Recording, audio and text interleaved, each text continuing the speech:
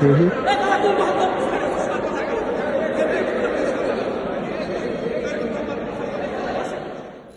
একই দিন অনাকাঙ্ক্ষিত ঘটনার সাক্ষী হয় জাতীয় সংসদ। তখন সংসদ অধিবেশনের বিরতি চলছিল। অধিবেশন কক্ষের ভিআইপি গ্যালারিতে আকস্মিক শুরু হয় হট্টগোল।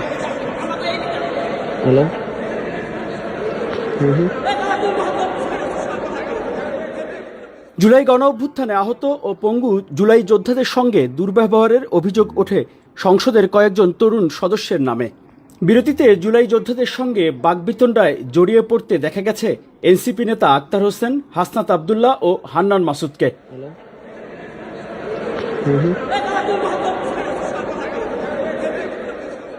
জানা গেছে এনসিপি নেতারা জুলাই যোদ্ধাদের সঙ্গে কথা বলতে গেলে নানা প্রশ্নের মুখোমুখি হন। এ সময় আহত ও পঙ্গু যোদ্ধারা এনসিপি নেতাদের প্রতি তীব্র ক্ষোভ প্রকাশ করেন।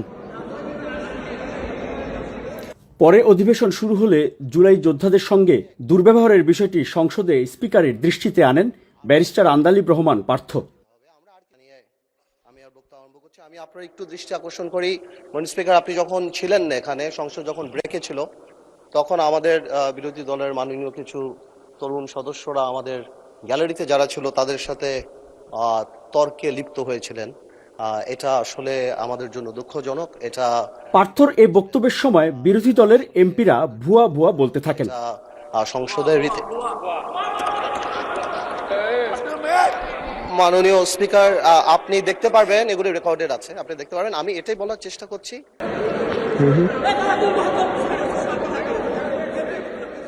জুলাই যোদ্ধাদের সঙ্গে এমন দুর্ব্যবহারের জন্য তীব্র সমালোচনার মুখে পড়েছেন এনসিপি জামায়াত জোটের সংসদ সদস্যরা।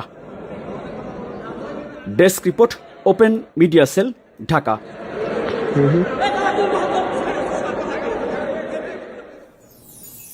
আপনারা দেখছেন ওপেন মিডিয়া সেল।